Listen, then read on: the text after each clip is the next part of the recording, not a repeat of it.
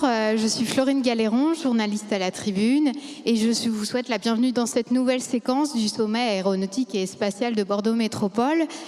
Au programme, l'espace Nouvel Horizon des Terriens. Alors, je m'en suis aperçue en préparant cette table ronde. On peut comprendre ce titre de plusieurs manières. La montée des menaces en orbite confirme le rôle central du spatial dans nos vies et génère de nouvelles activités. L'espace Nouvel Horizon des Terriens, on peut aussi le comprendre en se disant que le spatial va avoir un rôle clé dans la veille climatique. Donc pour évoquer tous ces enjeux, j'ai à mes côtés 4 invités. Jean-Pascal Breton, vice-président conseiller défense et sécurité au sein de Thales Alenia Space. Stéphane Delpera, vice-président à l'économie et l'emploi de Bordeaux Métropole, le colonel d'Oliveira, chef de la division transformation du commandement de l'espace, et Nadège Vissière, responsable des programmes hydrogène d'Ariane Group. Alors pour commencer, je me tourne d'abord vers le colonel d'Oliveira.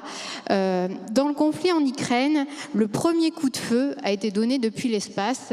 Alors c'est pas moi qui le dis, c'est le général Aldan qui l'avait dit, commandant de l'espace, en mars dernier à l'issue de l'exercice spatial militaire Astérix. C'était à Toulouse. Alors en quelques mots, est-ce que vous pouvez nous expliquer quel est le nouveau terrain de jeu qui se joue actuellement dans le spatial? Bonjour, merci de m'avoir invité. Je vais répondre finalement en résumant très rapidement la stratégie spatiale de défense qui a été publiée en 2019 et je vais insister sur les principales évolutions en fait, de l'utilisation du spatial. Historiquement, on a commencé le spatial avec l'appui spatial aux opérations. C'est une mission qui est essentielle, c'est une mission qu'on utilise au quotidien. Et en fait, cette mission-là, en fait, on la décline en 3 usages. La communication par satellite, d'une part, le renseignement et puis le positionnement par satellite. Communication par satellite pour communiquer avec les unités qui sont déployées, projetées, loin du théâtre, et donner les ordres finalement avec elles. Le renseignement, on profite de quoi? On profite du fait que l'espace, c'est un point haut duquel on peut observer n'importe quel point de la Terre, et ça en toute liberté, c'est le traité de l'espace qui nous le dit. Et on a des CSO, on a des CRS qui nous permettent de voir et d'écouter depuis l'espace. Et puis il y a le troisième usage, c'est le positionnement par satellite, avec la partie localisation, bien évidemment, bien connue de tous, mais aussi quelque chose qui est un peu moins connu, c'est le côté synchronisation des opérations, puisque ça nous donne le temps. Et ces missions-là, elles sont essentielles. Elles sont essentielles pour la réussite et le succès des opérations, qu'elles soient terrestres, aériennes ou navales. Et dit autrement, finalement, si on perd le haut, assurément, on perdra le bas aussi. Qu'est-ce qu'on constate aujourd'hui? On constate qu'il y a de plus en plus d'acteurs, il y a de plus en plus d'objets dans l'espace, il y a de plus en plus de débris aussi qui s'accumulent. Aujourd'hui, il y a plus de 36 000 objets qui sont supérieurs à 10 cm et encore plus qui sont plus petits encore. Donc vous imaginez les dégâts que ça peut causer de par l'énergie cinétique. Donc ça a créé nécessairement une autre mission, un autre usage du spatial qui est la surveillance de l'espace pour réduire ces risques. Et là, je suis au niveau des risques. Et ce qu'on constate, et ce qui a été mis en exergue par la stratégie spatiale de défense, c'est qu'aujourd'hui, on a de plus en plus de menaces. L'espace est devenu un milieu de confrontation possible. Alors ces menaces-là, elles prennent différentes formes. Ça peut être une simple inspection, je me rapproche satellite. Éventuellement, je fais du renseignement, je neutralise temporairement avec du brouillage, avec de l'illumination. Et puis, éventuellement, ça peut aller jusqu'à la destruction du satellite. Et ça, cette mission-là, elle est nouvelle. Donc, il faut qu'on puisse faire face à ça. Comment? Avec une action dans l'espace, c'est-à-dire à opérer des satellites qui vont venir, déjà d'une part, patrouiller, guetter, et puis ensuite qui vont intervenir, le cas échéant, pour protéger les satellites qui sont d'intérêt vitaux pour nous. Oui, ce que vous me disiez, ce qui est nouveau, c'est qu'on agit dans l'espace, c'est ça Et c'est cette mission qui est nouvelle pour nous, qui a été justement qui est la pierre angulaire de la montée en puissance du spatial, c'est vraiment cette action dans l'espace et d'opérer ces satellites-là. D'accord. Alors, Jean-Pascal Breton, au sein de Thales Alenia Space, donc vous êtes bien placé pour connaître l'expertise spatiale qui a été développée au cours des dernières décennies. Vous parlez un peu d'orfèvrerie. Alors, face aux nouvelles menaces et risques qui viennent d'être évoqués, comment peut évoluer cette expertise et Alors, je commence par sourire parce que, en fait, j'ai commandé le commandement interarmées de l'espace au moment où on a eu les premières menaces spatiales. Donc, c'est un domaine que je ne vois que grandir, malheureusement. Alors, moi, je voudrais parler juste de la position de la France, qui est une position un peu singulière dans le domaine spatial. D'abord, la France est une nation cadre et qui a une puissance mondiale spatiale, une puissance mondiale au niveau militaire, mais également au niveau civil. Elle a la chance d'avoir un certain nombre d'industriels qui sont des leaders mondiaux. On a vu Martin Sion ce matin qui exprimait, qui déclinait ce que faisait Ariane Espace. Il y a des gens qui font des satellites. Il y a notamment mon groupe qui est associé entre Thales, c'est une association entre Thales et Leonardo au sein d'une Space Alliance, et donc qui a dépassé le cadre purement national, mais qui fait des satellites depuis très longtemps. Bon, et bien sûr, il y a nos amis et compétiteurs d'Airbus qui le font également. Donc on a la chance en France d'avoir une industrie de niveau mondial. Alors, de niveau mondial, ça veut dire aussi qui est capable de faire des satellites dans toutes les couches d'exploitation de l'espace, que ce soit en LEO, enfin, je veux dire en basse altitude spatiale ou en haute altitude spatiale. Nous sommes, nous aussi, des spécialistes des gros satellites, puisque au profit de la défense, nous avons réalisé un certain nombre de satellites. Alors, ces satellites ont un niveau de performance bien supérieur à ce qu'on rencontre sur un satellite civil, parce qu'ils sont aussi protégés par rapport aux agressions et aux menaces dans un certain nombre de domaines. Et ils amènent des niveaux j'allais dire, de performance, de résolution et d'autres domaines qui font qu'ils sont vraiment des pointes de diamant. L'intérêt aussi pour la France et pour le commandement de l'espace d'avoir ces satellites, c'est qu'elle les contrôle et elle les utilise à sa main. Ce qui est aussi très important parce que nous ne sommes pas dépendants dans ce cadre d'autres nations qui pourraient nous offrir des services mais qui contrôleraient et pour lesquels nous n'aurions pas de primauté ou de primeur d'utilisation de ces satellites. Donc pour faire ces satellites, et je vais aller assez rapidement, c'est une expertise quand même redoutable parce que vous imaginez, on a parlé de fusée ce matin, mais imaginez le satellite qu'on met à la tête, en tête d'une fusée qu'on envoie avec moult G. Donc ce satellite subit un environnement excessivement agressif, déjà au niveau de la poussée, au niveau des vibrations, au niveau de son environnement tout court, le froid, la dissipation de la chaleur interne, etc. Donc l'alchimie qui permet de construire un satellite, c'est une alchimie de spécialistes, d'ultra spécialistes, de gens formés dans tous les domaines, dans la compétence. Faire un satellite d'observation, c'est aussi créer des miroirs planes sans défaut, ce qui est une gageure. Donc on a des gens ultra compétents, et c'est pour ça que je parlais d'orfèvrerie. Et je voudrais juste revenir, et je vous laisserai le micro, c'est que pour former ces gens, il faut du temps. Donc il y a forcément le problème de recrutement, mais aussi le problème de la fidélisation, qui est un sujet dont on n'a pas parlé jusque-là, mais qui est complémentaire du recrutement, parce que ce sont des spécialistes qui nécessitent 7, 8, 9 ans d'action pour pouvoir mener à bien et construire ces satellites. Donc vous voyez toute la difficulté dans un monde qui est ultra compétitif de conserver ces gens. Donc il leur faut, et pour les conserver, généralement, comme ce sont des passionnés, il leur faut de la charge, c'est-à-dire en gros, il faut qu'ils soient en permanence en construction de quelque chose et de défis technologiques. Ce sont les défis technologiques qui unissent et qui construisent ces équipes et qui les font durer. Très bien. Stéphane Delpera, est-ce que vous pouvez nous rappeler ce que pèse aujourd'hui la filière spatiale dans la métropole et ce que vous inspire les nouvelles compétences, agir dans l'espace, les enjeux de souveraineté pour le territoire, quoi. Oui, les enjeux de souveraineté, ça a été en large partie déjà évoqué. Il est clair qu'aujourd'hui, la prise d'information, le renseignement, c'est vital pour tous les pays, pour les entreprises comme pour les États. Et évidemment, l'espace est un atout majeur dans ce dispositif. Après, il y a l'analyse de cette information, mais bien entendu, mais avoir l'information, c'est le début sans lequel on ne peut pas faire grand-chose. Bon. Donc la souveraineté européenne et nationale, elle dépend aussi de notre présence dans l'espace et de la qualité de cette présence dans l'espace. Les questions géopolitiques et militaires ont été un peu évoquées, mais on pourrait évoquer également les ressources naturelles, comment aujourd'hui on peut anticiper sur l'eau, par exemple. On voit que c'est un enjeu géopolitique majeur et c'est un enjeu pour nous toutes et tous, sur effectivement le changement climatique. Bon, on pourrait multiplier à l'envi, il y a beaucoup d'autres techniques qui nous permettent aujourd'hui de travailler, d'innover, mais il y a un relais spatial nécessaire, y compris parfois avec les drones, qui est aussi une filière qui se développe très fortement chez nous en ce moment.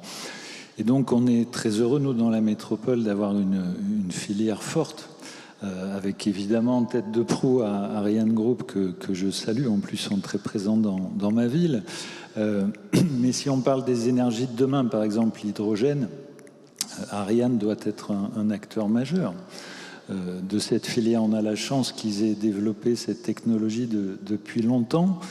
Il reste maintenant faire d'autres usages que l'usage spatial, avec le ferroviaire, avec les bateaux. Enfin, il y a des tas de possibilités. On a vu d'ailleurs qu'Ariane n'innove pas que dans l'hydrogène. On a vu le Canopé à quai il n'y a pas longtemps à Bordeaux, un magnifique bateau mixte voile moteur, qui était d'ailleurs sur France 2 hier soir également. Voilà, donc ce secteur hydrogène dans la métropole, on va s'appuyer aussi sur la connaissance d'Ariane Group. On a sur l'ancien terrain de Ford l'installation prochaine d'hydrogène de France. Bon, voilà, donc c'est une filière qui pèse évidemment en termes d'emploi très fort, en termes d'export et de chiffre d'affaires aussi, en Aquitaine et en Midi-Pyrénées. C'est un peu comme le rugby, c'est voilà, la région sud-ouest qui est très importante pour cette filière. D'ailleurs, à chaque fois que je viens à Bordeaux, je tombe sur Martin Sion, donc c'est que ça doit être quand même important pour lui, pour nous.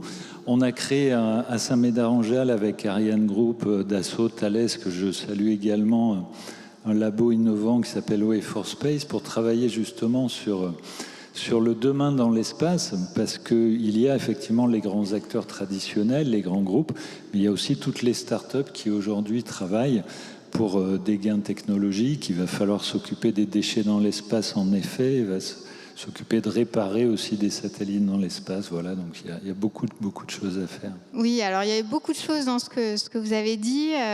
D'ailleurs, vous avez un peu lancé une perche vers du coup Ariane Group. C'est vrai que Ariane Group, voilà, son expertise spatiale peut aujourd'hui, en fait, finalement, servir à la décarbonation de l'aviation pour l'hydrogène. Alors, est-ce que vous pouvez en dire quelques mots sur les projets sur lesquels vous travaillez Avec plaisir. Donc, merci beaucoup pour cette introduction. Je vais commencer par parler de l'expertise d'Ariane Group dans le domaine de l'hydrogène. C'est une expertise qui est relativement ancienne quand même. Elle date de plusieurs dizaines d'années déjà, depuis la première Ariane, donc depuis le 24 décembre 1979. L'hydrogène a toujours été présent sur les lanceurs Ariane. L'hydrogène a été choisi par ses capacités énergétiques assez impressionnantes et intéressantes. Il a le léger inconvénient d'être très peu dense, donc à température et pression ambiante. Il faut imaginer qu'un kilo d'hydrogène, ça occupe 12 mètres cubes. Donc quand on veut embarquer 30 tonnes d'hydrogène sur Ariane 6, c'est pas du tout compatible. Donc on va plutôt essayer d'augmenter la densité énergétique de l'hydrogène en le liquéfiant. Et pour ça, on est obligé de passer dans des températures qui sont dites cryogéniques, à moins 253 degrés, ce qui impose quelques contraintes opérationnelles. Donc pour arriver à développer tous ces lanceurs avec des contraintes technologiques assez sévères, Ariane Group a développé tout un domaine de compétences et de métiers, à la fois technique pour la conception, pour la production et pour le test des équipements. On parle de petits équipements comme des vannes, des échangeurs de chaleur, des pompes, mais également des moteurs. Et je peux vous parler du moteur Vulcain, par exemple, qui développe une puissance de 3 gigawatts, donc c'est l'équivalent d'une centrale électrique quand même. et avec tous les moyens de test qui sont associés, donc avec des infrastructures de test qui sont uniques en Europe et avec des capacités de stockage d'hydrogène liquide très importantes. Donc ça, c'est l'historique. Ça, c'est l'historique. C'est pour l'expertise Ariane Group. Maintenant, toutes ces compétences, on est évidemment engagé, on est tout à fait convaincu qu'elles ont un intérêt pour d'autres domaines de mobilité que le spatial, qui est finalement une toute petite niche de la mobilité. Et avec l'engagement d'Airbus dans l'avion à hydrogène, on est tout à fait engagé et en support de notre maison mère Airbus pour développer ces compétences et ces projets. Et donc je peux vous parler d'un projet, si vous voulez. C'est le projet Hyperion, c'est ça? Le projet Hyperion, oui. On a fait une annonce il y a quelques mois de cela au Bourget du succès d'une campagne de test qui consistait à tester un microsystème, c'est-à-dire l'intégration d'équipements issus du spatial dans une architecture représentative de ce qu'il pourrait y avoir sur un avion à hydrogène, et fonctionnant non pas à l'hydrogène et l'oxygène, comme c'est le cas dans le spatial, mais à l'hydrogène et l'air. Donc ça impose quand même certains changements, et la campagne a été un vrai succès. On travaille également à un autre projet qui est une station d'avitaillement en hydrogène liquide pour le site, pour l'aéroport de Blagnac à Toulouse, et pour Airbus également, pour son projet de démonstrateur à l'horizon 2027. Et ce que vous me disiez en préparant cet échange, c'est qu'en fait, donc là, c'est des exemples qui ont été très médiatisés, mais il y a d'autres travaux que vous menez peut-être pour d'autres secteurs de la mobilité, toujours en essayant de réutiliser cette expertise spatiale, quoi. Oui, tout à fait, d'essayer d'adapter finalement tout notre savoir-faire et toutes nos compétences dans le spatial, donc des technologies de pointe, pour des domaines de mobilité qui auraient besoin d'hydrogène liquide, donc plutôt des mobilités lourdes qui nécessitent du transport de grande puissance ou sur des longues distances. Donc on parle du ferroviaire, on parle du maritime, on parle des camions également, et puis de toutes les infrastructures qui sont associées. Donc on travaille là-dessus et on est assez déterminé à faire profiter tous ces domaines de mobilité des compétences d'Ariane Group pour la décarbonation. D'accord. Alors, c'est un peu le fil rouge de cette journée, c'est la question des compétences. Et du coup, colonel d'Oliveira, vous me l'avez dit, en fait, pour agir dans l'espace, vous allez avoir besoin de nouveaux métiers, en fait. Effectivement. Donc, alors déjà, premièrement, il faut quand même que je continue à faire les métiers que je dois faire. Donc, l'appui spatial aux opérations, qui repose beaucoup sur des réseaux, sur des systèmes d'information et de communication. Et donc là, il faut toujours arriver donc à gagner cette bataille de l'heure pour fournir l'image au meilleur moment, au bon moment, justement pour qu'on puisse interpréter et réaliser l'action. On va continuer, on va renforcer la partie surveillance de l'espace avec des moyens d'action, des moyens d'observation depuis l'espace aussi. Et puis là, en fait, il y a deux besoins qui sont nouveaux. Effectivement, c'est l'action dans l'espace, c'est-à-dire la capacité à opérer des satellites. Donc ça, c'est une mission qui est nouvelle, qui est en cours en cours d'acquisition justement. Donc c'est comprendre comment fonctionne le satellite, le faire bouger, donc des compétences en termes d'orbitographie et aussi en termes de simulation. Et puis le troisième type de besoin finalement, au-delà du renfort et cette nouvelle capacité qui est l'action dans l'espace, c'est que l'espace est éminemment numérique. En fait, on a besoin de beaucoup de données d'origine spatiale et donc il faut traiter ces masses de données. Et en plus, elles sont souvent hétérogènes parce qu'elles arrivent de capteurs différents, de services différents, de partenaires éventuellement. Et il faut arriver à traiter tout ça. Et donc là, l'enjeu pour nous, c'est vraiment d'arriver à traiter cette donnée, de donner du sens et d'en déduire un petit peu donc, des perspectives, des stimulations, des outils qui pourraient être d'aide à la décision. Donc on va retrouver des métiers autour du hardware, du data center, du software aussi, des traitements automatisés. Ça, c'est des choses qu'on a besoin. Et puis ensuite, il ne faut pas oublier, c'est qu'il faut aussi analyser ces données, parce que moi je pense que il faut aller au-delà du simple résultat automatisé, et donc d'avoir quelqu'un qui reste dans la boucle, un homme dans la boucle, justement pour avoir ce regard critique par rapport aux propositions qui sont faites par la machine. Donc ça, c'est ces métiers qui sont nouveaux. Et en plus, on a un deuxième enjeu, c'est le nombre de formations qu'on doit délivrer, parce que quand on a commencé le commandement de l'espace, on était à peu près 200, quand on cumulait à peu près tous les effectifs en 2019. Et puis, on tend vers une cible à 500 personnes d'ici la fin de la décennie. Ça veut dire qu'il va falloir former beaucoup de monde, et en plus, sur des métiers qui sont nouveaux. Alors, j'aimerais juste rebondir sur la conférence qui était précédente.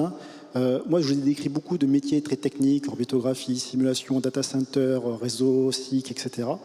Mais on a besoin aussi d'autres métiers, et j'aimerais juste rebondir là-dessus, c'est que finalement, on a aussi des gens qui ne sont pas techniques et qui œuvrent dans le spatial. Et on en a besoin aussi pour avoir d'autres approches, d'autres perspectives, notamment en termes de stratégie, notamment dans la partie renseignement. Et puis aussi, il y a un gros enjeu aussi autour du juridique aussi dans le spatial. Voilà, donc il y a quelques petites niches comme ça qui font que en fait, je n'ai pas obligé d'avoir que des métiers techniques. Je n'ai pas besoin d'avoir une armée d'ingénieurs en fait, au niveau du spatial, même si effectivement c'est très technique. D'accord. Et au niveau de ces nouvelles compétences, au niveau de Thales Alenia Space, voilà, peut-être un mot. Est-ce que c'est à la fois du technique et aussi de nouveaux métiers? Alors, je ne dirais pas mieux que le colonel d'Oliveira, parce qu'on a les mêmes métiers à peu près. Bon, on est du côté des fabricants, donc c'est un tout petit peu différent. Néanmoins, les filières dans lesquelles on va sont bien celles décrites par le colonel d'Oliveira. Alors, comme je l'ai dit, l'expertise que nous avons développée, c'est quand même une expertise qui a été longue à développer. Donc, on a des gens qui sont acculturés dans ce domaine depuis très longtemps, et donc dans des niches techniques et des niches technologiques importantes. Alors je voudrais aussi, pour ceux qui écoutent, rassurer tout le monde, l'espace n'est pas que militaire. Donc on a bien sûr d'autres domaines, mais qui sont de nature à peu près équivalente. Ce sont les mêmes métiers, mais qui agissent dans d'autres domaines, des domaines plus larges, avec des qualités de performance différentes, puisque l'espace, bon, je ne parle pas du New Space, parce que même si nous agissons dans les constellations, on n'est pas pur New Space. Mais néanmoins, un certain nombre de nos satellites sont des satellites d'observation, de communication au profit du monde civil. Oui, et puis après, les enjeux climatiques, on a commencé à les évoquer. Il faut rappeler que Thales Alenia Space a fourni un élément clé aussi, par exemple, de SWOT, qui permet d'observer notamment le réchauffement des océans. Oui, alors je parlais des satellites civils pour ceux que la défense rebuterait en disant je n'ai pas aller dans ce domaine parce que c'est un domaine de militaire. Non, ce n'est pas le cas. Et vous avez parfaitement raison. Alors SWOT, c'était un programme du CNES d'abord. Nous étions en appui du CNES sur ce sujet. Et effectivement, les expertises développées permettent d'aller observer ce qu'on ne peut pas observer depuis le sol, notamment par exemple l'hydrographie ou la nature des océans, parce qu'on mesure la profondeur des océans en regardant la couleur de l'eau et en l'analysant, en vérifiant comment, à l'altitude donnée, la réfraction se fait, etc. Donc, oui, il y a un certain nombre de projets et de programmes. D'ailleurs, les programmes européens sont assez nombreux. On pense à Copernicus, on a eu Galileo qui est le GPS européen. On aura d'autres systèmes. On a Iris Square qui est le futur projet européen de constellation pour faire de la communication. Donc il y a beaucoup de sujets de niveau européen et civil, et les technologies dont on parle sont toujours à peu près les mêmes, même si on les développe, parce que, comme je l'ai dit précédemment, c'est un domaine ultra compétitif et il faut toujours être à la pointe. Donc après, au niveau de l'hydrogène aussi, on voit que tout le monde s'intéresse à l'hydrogène. Donc du coup, on imagine qu'il doit y avoir un peu du débauchage ou inversement. Voilà, pour recruter, il faut voir un peu plus large. Oui, on a besoin de toutes les compétences. En plus, on a besoin de techniciens, on a besoin de personnes qui soient capables de produire les équipements, mais également de les mettre en œuvre. Et la mise en œuvre et les procédures opérationnelles pour manipuler de l'hydrogène liquide sont particulièrement importantes. On croit beaucoup à la formation et on est assez persuadé qu'il n'y aura pas d'hydrogène si on ne sait pas l'opérer. Donc on a besoin de personnes qui soient capables de l'opérer, on a besoin de personnes qui soient capables de développer des nouvelles technos, et on est impliqué, on est engagé dans des projets pour justement former des compétences de Bac-3 à Bac+8. Donc on y travaille. peut-être Stéphane Delpera sur ces questions de compétences. Alors peut-être qu'il faut attirer d'autres territoires à Bordeaux. Enfin, comment vous voyez cette question des compétences ? Non, mais c'est une question évidemment très importante aujourd'hui pour toutes les entreprises parce qu'elles rencontrent des difficultés. Mais je voudrais modérer un peu ce qu'on a pu entendre peut-être tout à l'heure sur la table ronde. C'est vrai qu'il y a des difficultés, mais il ne faut pas non plus donner le sentiment que c'est spécifique à la filière spatiale ou aéronautique. En réalité, nous vivons une période paradoxale. Vous avez évoqué le changement climatique qui donne le sentiment qu'on a perdu la maîtrise des choses. Et en même temps, les progrès scientifiques n'ont jamais été aussi rapides et impressionnants dans le domaine médical, biologique, etc. Ou du numérique, évidemment. Et donc, ce qui se passe, c'est que cette économie, elle appelle beaucoup de compétences, et notamment d'ingénieurs et techniciens, beaucoup plus que par le passé, et ça va être de plus en plus le cas. Donc, on a un vrai enjeu de réorientation de notre système de formation, sans doute un enjeu aussi de rémunération, parce que je constate, moi, quand même, que des ingénieurs extrêmement brillants, souvent, préfèrent la finance à l'industrie. C'est leur choix, mais ça n'a pas les mêmes résultats, évidemment, pour notre économie. Donc, c'est très bien que des polytechniciens choisissent la banque, par exemple. Mais c'est dommage pour notre industrie, parce que, pour le coup, en effet, ensuite, on a des difficultés de recrutement. Donc, tout ça est complexe, mais c'est pas spécifique à la filière aérospatiale, aéronautique ou défense. C'est un problème global. Nous, ce qu'on fait, c'est d'essayer d'attirer des écoles d'ingénieurs, par exemple, avec la région. Donc, il y en a une qui vient d'ouvrir ses portes. On l'a inaugurée à Saint-Jean-d'Illac. C'est pas dans la métropole, mais c'est pas très loin. Ça fait partie du travail avec les territoires voisins.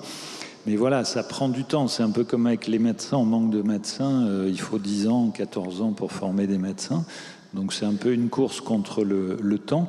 Mais moi, je voudrais dire quand même que ce secteur, contrairement à ce qu'on entend parfois, reste quand même très attractif. Je veux dire, le spatial, Ariane Group, l'aéronautique, contrairement à ce qu'on a pu entendre, ça fait encore rêver beaucoup de jeunes. Encore faut-il qu'il y ait assez de jeunes qui soient formés dès les filières professionnelles au lycée, par exemple, pour ensuite faire des choix un peu différents, qu'on encourage aussi les filles à aller vers ces filières, parce que même s'il y a des progrès, c'est pas encore tout à fait, on voit aujourd'hui, c'est pas encore tout à fait le cas massivement quand même.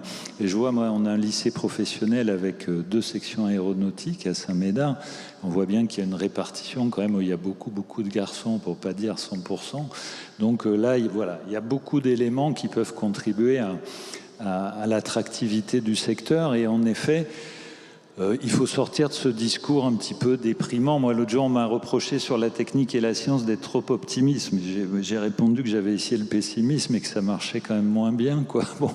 Donc, il faut expliquer aux jeunes, au lieu de pleurnicher sur les difficultés qui sont devant nous, justement, que leur destin à eux, c'est de s'investir, de trouver les solutions, de faire des études, d'y aller, quoi, de se retrousser les manches, parce que si on se contente du lamento un peu qu'on entend toute la journée, on voit pas très bien comment on pourra s'en sortir. Voilà. Donc moi, faut auprès des jeunes être un peu plus positif et leur dire que leur engagement pour l'environnement, c'est là justement qu'il faut qu'ils le mettent.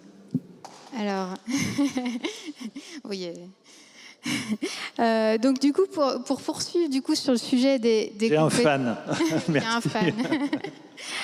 Pour poursuivre sur le sujet des compétences, lors du dernier salon du Bourget, voilà, le commandant de l'espace, l'ISAE Super-Héros et aussi, je crois, l'école de l'air, vous avez annoncé la création d'une académie spatiale de défense. Est-ce que vous pouvez un peu expliquer le but et justement à quel besoin ça va répondre, quoi ? Alors, vous avez bien vu qu'on a un gros enjeu de formation, à la fois en quantité, en qualité. Et donc, on a décidé avec l'ISAE Super-Héros, avec l'école de l'air et de l'espace, le commandement de l'espace, de créer ce partenariat qui prend la forme de l'Académie spatiale de défense. Et si je devais résumer l'Académie spatiale de défense, c'est quoi ? C'est complémentarité des formations, des parcours personnalisés et ensuite de l'expertise. Alors pourquoi tout ça en fait quand on parle de complémentarité des formations, finalement on a décidé de mettre en fait nos formations en commun, de donner une offre qui est globale dans tout le domaine spatial. Et donc ça nous permet en fait de toucher un peu à tous les éléments et d'avoir une porte d'entrée unique pour tout un ensemble de formations. La deuxième chose, c'est le parcours qui est personnalisé, parce qu'en fait, on va essayer d'optimiser le parcours de manière à ce qu'on ne fasse pas des formations qui seraient inutiles ou peu pertinentes, et peut-être des formations qui sont peut-être plus adaptées par rapport aux besoins qui a été exprimé en termes de formation. Et puis le troisième point, c'est l'expertise.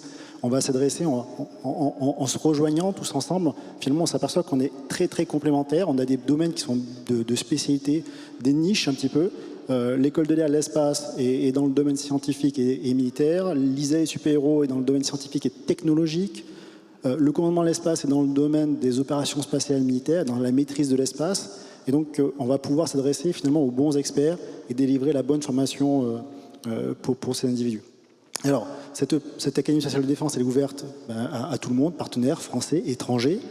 Ça, c'est le premier point. Et j'aimerais juste parler, il y a les jeunes, mais il n'y a pas que les jeunes, en fait. Et nous, en fait, on se retrouve finalement, nous, militaires, moi, j'ai commencé mécanicien à avion sur Mirage 2000. Voilà, je suis dans le domaine spatial, donc il a fallu aussi adapter aussi les formations. Donc, tout au long de la carrière, y compris pour quelqu'un qui est dans le spatial, il va falloir aussi le former et revenir de temps en temps. Et donc avec l'Académie spatiale de défense, justement, ça répond aussi à ce besoin-là, c'est de récupérer des gens, de les former sur des stages qui sont plus ou moins courts, voire des masters, et on peut les adapter pour les mettre dans le domaine spatial. Et donc, vous avez dit tout le monde pourra participer. Là, on a 2 industriels sur cette séquence. L'idée, c'est qu'ils puissent intervenir en tant que prof, mais aussi pouvoir... En fait, on va être la porte d'entrée et on va on va concevoir avec eux finalement le meilleur parcours qui répond à leurs besoins. C'est pas toujours évident quand vous avez envie d'être formé. Je veux te former à quoi? C'est quoi les compétences? Donc on va vous accompagner. C'est là en fait j'évoquais ce côté personnalisation, de manière à ce qu'on puisse justement à bien approfondir ce besoin-là et vous former correctement pour avoir les bonnes compétences. D'accord. Je ne sais pas si vous avez un dernier mot à ajouter, Jean-Pascal Breton. Après, je trouvais que c'était intéressant ce que vous avez dit sur le fait, ça rejoint ce que vous venez de dire, sur le fait qu'il n'y a pas que forcément besoin de juniors, mais aussi de conserver aussi des gens.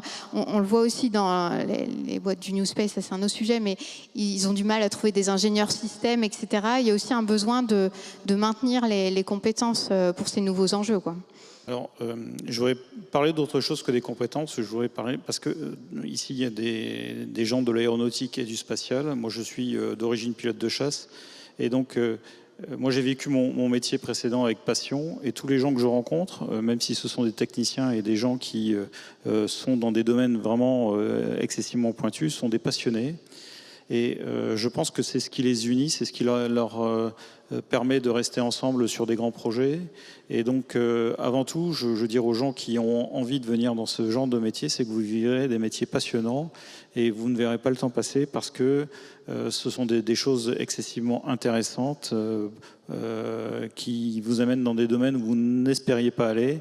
Et donc, la passion, ça se partage. Venez chez nous, vous verrez, la passion, c'est formidable. Merci à vous, ça fait une belle conclusion et merci à tous les 4 pour votre participation.